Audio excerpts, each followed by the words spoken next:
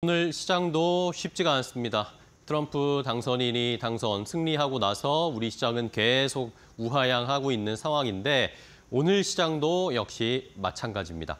자, 올 한 해도 너무나 힘들었는데 이제 내년 얼마 남지 않았습니다. 2025년 새해가 얼마 남지 않았는데 이런 말씀 드리면 좀 아쉽지만 내년에는 저희 허리띠 더 졸라매야 할 것 같습니다. 어제 이 KDI에서 경제 전망을 발표했는데 그것이 조금 좋지 않게 나왔습니다. 어떤 내용들이 있었는지 하나씩 확인을 해보도록 하겠습니다. 자, 일단 우리 시장 정말 아찔합니다. 우리 시장 요즘 어제 코스피가 2,500이 분개가 됐는데 오늘도 더 내려가면서 2,450선도 깨졌고 이러면서 코스피 지수 자체가 지난 8월에 블랙 먼데이 때 엄청나게 하락했던 수준까지 내려갔습니다. 오늘은 코스닥도 2차 전지 소재나 제약바이오까지 다 무너지면서 700선을 이탈했고요. 원달러 환율은 지금 1,410원까지 올라왔습니다. 그런데 아무런 지금 조치가 취해지지 않고 있는 상황이니까 더 부담스러운 상황이고요. 삼성전자 매일매일 52주 신저가, 오늘은 5만 1,000원대까지 내려가서 이제 4만 원대 곧 가겠다. 이제 이런 심리입니다. 이런 여론이 팽배한 상황입니다. 아찔한 주식시장, 우리 시장은 왜 이럴까요? 미국 시장은 너무나 좋은데요. 자, 어제 2025년 경제 전망을 한국개발연구원 KDI가 발표했습니다. 경제 전망을 발표했는데 일단은 올해의 경제 성장률을 0.3%포인트 낮춰 잡았습니다. 내수가 생각보다 빠르게 회복되지 않고 있기 때문에 내수 부진 때문에 이것을 더 올해 경제 성장률을 낮췄고요.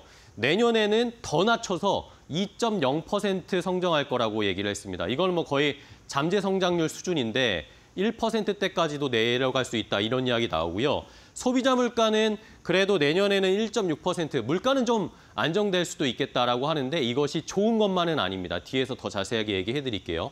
수출 증가율은 7% 올해였는데 내년에는 2.1%, 아무래도 트럼프의 영향 때문일 것이다라는 그런 전망이 반영된 것으로 보이고 취업자 수도 올해도 힘들었는데 내년에는 더 낮아질 거다.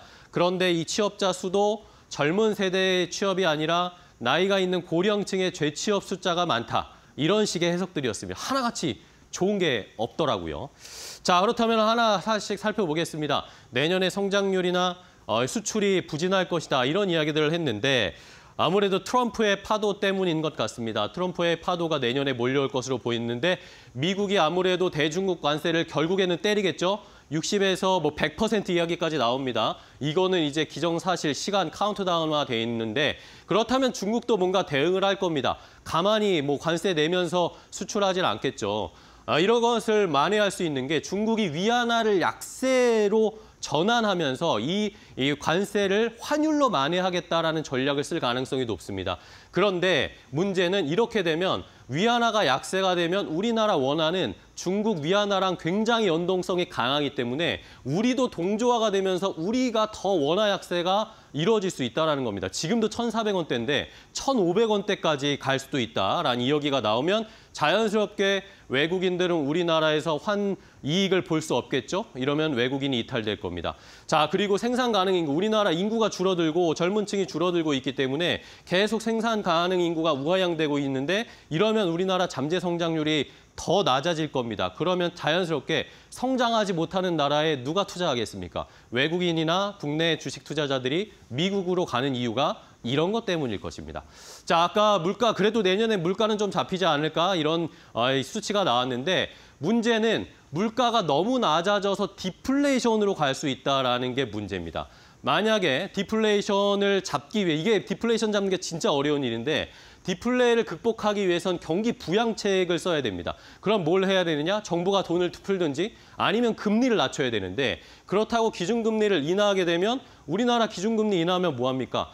다 부동산 투자한다고 돈이 그쪽으로 쏠리게 될 겁니다. 그러면 부채가 증가하겠죠?